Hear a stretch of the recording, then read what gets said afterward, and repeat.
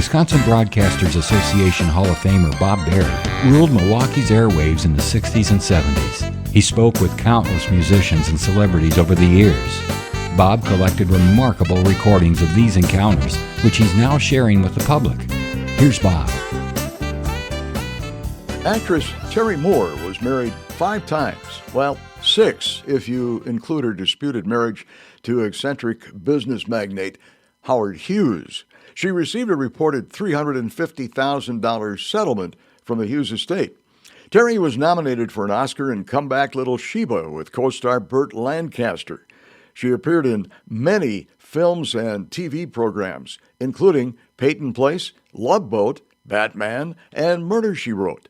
Terry posed nude in Playboy magazine at age 55. She'll discuss that experience. Hello. Good morning, Terry. Good morning, Bob. How are you this morning? I'm fine. How are you? Great. Boy, you've been busy. I am even going to be busier. I'll tell you, this is really something. Of course, we've all seen Terry Moore in movies, and we've seen her in many magazines, but we haven't seen as much of Terry Moore as we saw in the August edition of Playboy magazine. I was quite surprised. Were you kind of surprised that you decided to do it? Yes, because, I was going to leave town the month it came out. It's been such a positive reaction, probably the most positive reaction of anything I've ever done, which has been, and I think it's because it was done in such good taste. Right. And I've been really thrilled because I've gotten letters from and Playboy sent from senators, from people all over the world now, because I didn't realize that Playboy was worldwide, and actor John Boyd and so many well-known people from all over the country have sent me their Playboys to autograph, and all the letters have said from both older people and especially from younger people that I was an inspiration, that they didn't mind getting older. Were you embarrassed at all when you were at the photo? Well, it's all women at Playboy. Hugh Hefner's daughter runs Playboy, and photo editors and everyone were women there, and they asked me if they talked to me about it, and I just laughed. I said I would never do it because my father, 30 years ago, Hugh Hefner had wanted me to be in the first issue, and my father had thrown him out. And if they'd asked me any year in the last 30 years, I would have said no. And I said a very big no at this time. And then my manager and my agents and everybody came to me, and they said they would just love to do a test shoot with you, and you can keep all the pictures. No one will even see them, and see how you feel about it. Well, I didn't sleep for a week before.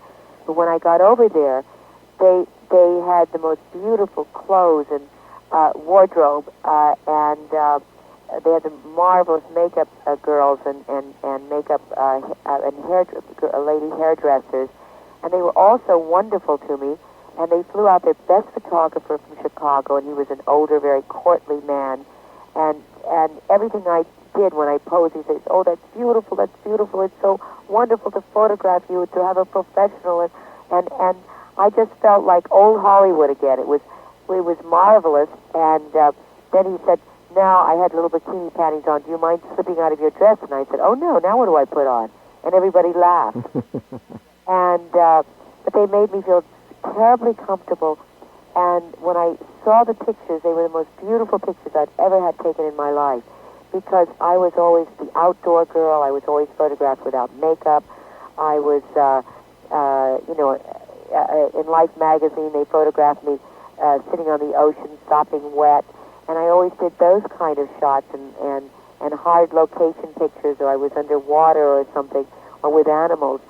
So I was so thrilled with the pictures, and when I realized that they gave me photo approval, and I would show no frontal, and below and all of that, I was very happy. Well, certainly a lot of women must feel good about this, because the over 50 women, because they feel there's, it's not over when you're 45, 50, 55 years old. 60. As you are? In fact, I've agreed to pose for Playboy when I'm 60. Is that right? Yes. Gee. Now, what's next for Terry Moore? Well, I just completed a movie last night called Hellhole. I have a movie I'm going to do opposite Clint Eastwood called Rites, R-I-T-E-S, of Passion. I have another movie I'm doing with Charles Durning and Mickey Rooney called The Rogues. That's for television. The others are movies. I have another one called Obsessed, that I'm doing a movie of the week for television, and I'm co-starring and playing my mother in my own book, The Beauty and the Billionaire. I would imagine with the money that you've inherited now from Howard Hughes, you've got all kinds of men flocking around, proposing marriage. Oh, yes. Of course, I'm sure you had that before, but... But I think because I've always stayed young, I've been very lucky to always have a lot of men in my life, which is nice. But my great love was Howard Hughes, and I think it's one of the great love stories of all times. And if you haven't read it, I think you'll really enjoy it because it's a true love story. Terry, I thank you very much for talking with us. Well, I've enjoyed talking to you, and please call any time. Thank you. Best of luck to you. We'll be watching for all those films. Oh, thank you. I'm really thrilled because I think also being busy keeps you young. Sure. There's a saying that if you want anything done, ask the busy man because the lazy man has too much time to make an excuse. Very good. Thanks a lot. Thank you very much. Bye-bye. Bye-bye. Bob Berry. Thank you for listening to Bob Berry's Unearthed Interviews. Be sure to subscribe and rate our podcast on iTunes or wherever you find your podcasts. You can find all the episodes at WisconsinBroadcastingMuseum.org. Check out Bob Berry's book, Rock and Roll Radio Milwaukee. Book sale proceeds support Angels Kids Fund and Donate Life Wisconsin. The preceding program was made possible by a generous contribution from Terry Bond.